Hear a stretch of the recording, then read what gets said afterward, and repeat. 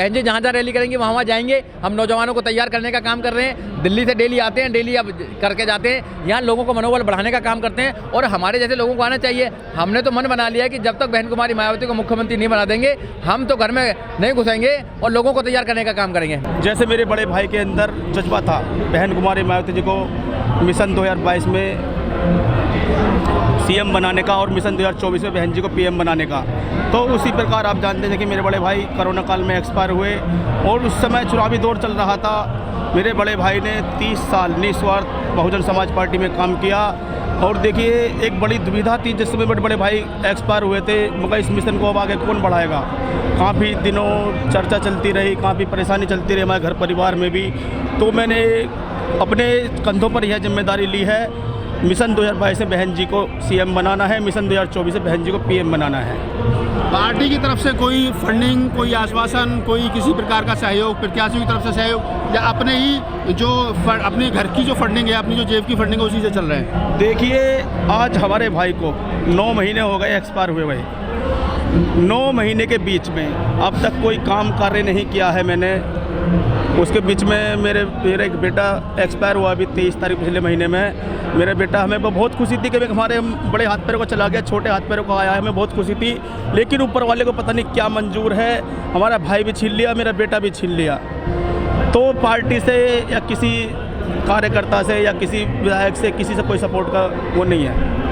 Party से कोई सहयोग नहीं, प्रत्याशी से कोई सहयोग नहीं, किसी पदाधिकारी से कोई सहयोग नहीं? जी नहीं। भाई साहब यशपाल गौतम भी ऐसे ही करते रहे, आप भी ऐसे ही कर रहे हो, कब तक ऐसे चलता रहेगा जुनून? कब तक? आखिर कुछ ना कुछ तो संसाधन चाहिए। देखिए जहाँ तक मेरी कोशिश है, मिशन 2022 में बहन जी को सीएम बनाने की कोशिश बिल्कुल करते रहेंगे। जिस प्रकार बहन जी बन जाएंगी, जब हमारा ये मिशन कहाँ पे जाकर जब पूरा होगा तो ये जुनून चलता रहेगा, क्योंकि हमारी जो पार्टी है वो महापुरुषों की पार्टी है और त्याग तपस्या की पार्टी है। ये त्याग कर रहे हैं डेली। अभी कह रहे थे कि मैं आया हूँ, मैंने सुबह से खाना भी नहीं खाया। तो ऐसे लोगों पर पार्टी है, ऐसे कार्यकर्ताओं पर पार्टी है। हम ताकत लगा रहे हैं कि कार्यकर्ता को सम्मान मिलना चाहिए और कार्यकर्ता को सम्मान मिल रहा है, नौजवानों को भागीदारी मिल रही है, तो डेफिनेटली पार्टी बहुत अच्छा कर रही है और अच्छा करेगी आगे।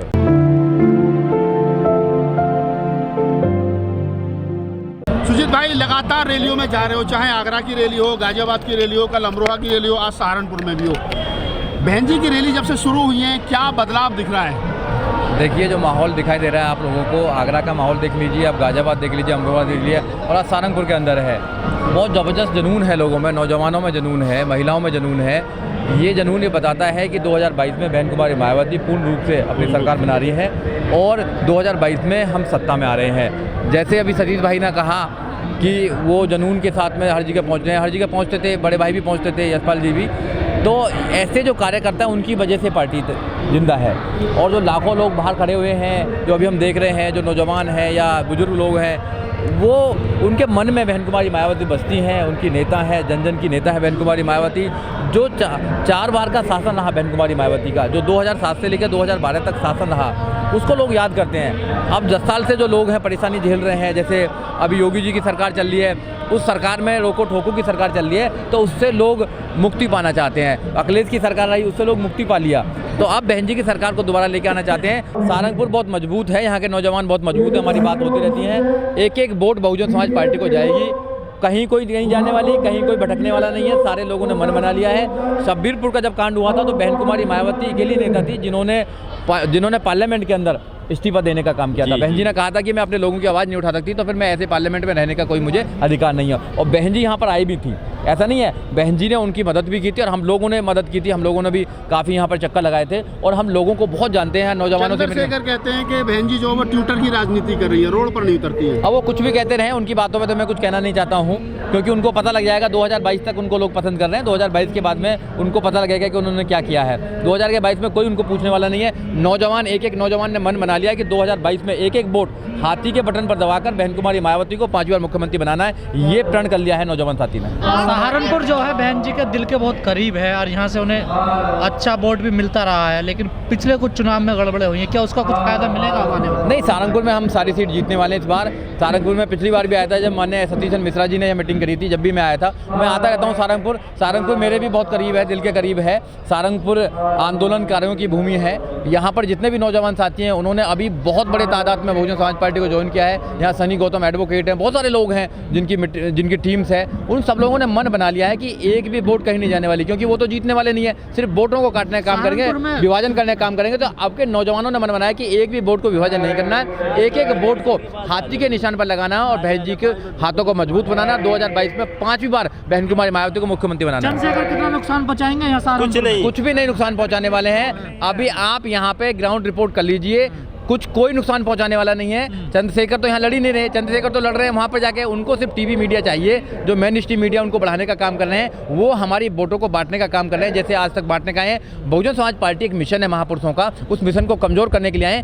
नौजवानों ने कमर कस लिया अब की बार कि एक भी वोट कहीं नहीं जाने दी जाएगी। और दूसरे समाज, प्रबुद्ध समाज के जो सम्मेलन हुए, 75 सम्मेलन हुए, माननीय सतीश मिश्रा जी ने किए, उन प्रबुद्ध समाज ने भी मन बना लिया है कि बहन कुमारी मायावती जैसा शासन कोई नहीं दे सकता है। 2007 से लेकर 2012 तक जो शासन रहा है, कानून के द्वारा राज सिर्फ बहन कुमारी मायावती दे सकती हैं। और बहन जी आने वाली हैं थोड़ी बहुत देर में, आप देखना बहन जी यहाँ से कुछ अच्छा। लोग कह रहे हैं सहारनपुर में टक्कर देंगे चंद्रशेखर बहन जी को। ऐसा कुछ भी नहीं है। सहारनपुर के लोग ही खड़े हुए हैं, सारे सहारनपुर के लोग खड़े हुए हैं। सहारनपुर के लोगों के साथ में जो उन्होंने धोखा दिया है, सहारनपुर के लोगों को जेल में भिजवाने का काम किया है, आज उनसे बात भी नहीं करते हैं। शब्बीरपुर के लोगों की बात भी हम कहें कि वहाँ पर सोनू जो प्रधान था, उनके जो भाई ने वहाँ पर सुसाइड करने का काम किया, सिर्फ वो उनको पब्लिसिटी चाहिए, अपना उनकी रोजी रोटी चल रही है, उनकी रोटी सीख रही है, उनको किसी से कोई लेना देना नहीं है। जो उनके आंदोलन के साथी थे वो भी आज हमारे साथ है, बहुजन समाज पार्टी के साथ है। एक भी वोट कहीं जाने वाला नहीं है। बहन जी ने इस्तीफा दिया था शब्बीरपुर कांड को, बिल्कुल दिया था। उसका कुछ फायदा मिलेगा बहन जी? देखो, बहन कुमारी मायावती को फायदे के लिए नहीं दिया था बहन कुमारी मायावती ने। बहन कुमारी मायावती दिल से सोचती हैं। बहन कुमारी मायावती समाज के लिए दिया था। उन्होंने कहा था जब मैं अपने समाज की आवाज़ नहीं उठा सकती तो फिर मेरा पार्लियामेंट में रहने का फायदा क्या है। तो बहन कुमारी मायावती इस्तीफा देने का काम किया था। उससे पहले बाबा साहब डॉक्टर अम्बेडकर ने इस्तीफा देने का काम किया था।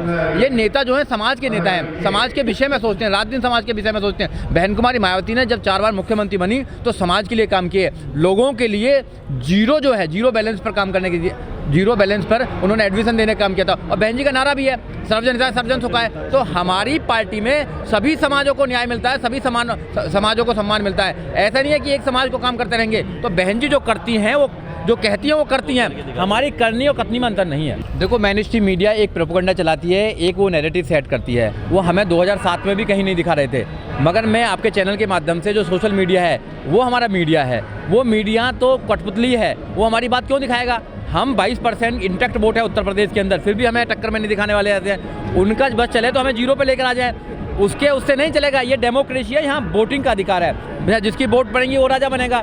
कैसे घराने से मीडिया आता है आपको पता ही है। एक मानसिकता है, मनु मानसिकता के लोग वहाँ बैठे हुए हैं, तो उन पर हमारी बात नहीं कुछ होने वाला है। हमारा कहना यह है कि हमारी जो मीडिया, लाखों करोड़ लोग जो बाहर खड़े हुए हैं, वो घर घर जाते हैं। बिल्कुल नहीं जाएगा। हम इतने भोले भी नहीं है, हमारा समाज इतना भोला भी नहीं है। हम ईमानदार हैं, हम देश को प्यार करते हैं, हम सबको प्यार करते हैं। हम इतने भोले भी नहीं है कि एक वोट कहीं और दे देंगे। एक एक वोट हमारा बहुजन समाज पार्टी पे जाएगा। लोगों ने मन बना लिया है, बहन जी का राज चाहिए। 2022 में बहन जी 5 बार मुख्यमंत्री चाहिए। वोटों में गड़बड़ी हो सकती है इस बार? नहीं, हमारे लोग लगे हुए हैं, वॉलंटियर लगे हुए हैं। वोटों में गड़बड़ी कैसे हो जाएगी। एक एक वोट पर नज़र है हमारी, एक एक वोट को तैयार करेंगे। ऐसा नहीं कि वोट पर नज़र हो जाएगी। हम सरकार में आ रहे हैं, सरकार जब बनेगी तो सबको न्याय मिलेगा, यहाँ सबको सब कुछ सुविधा मिलेगी।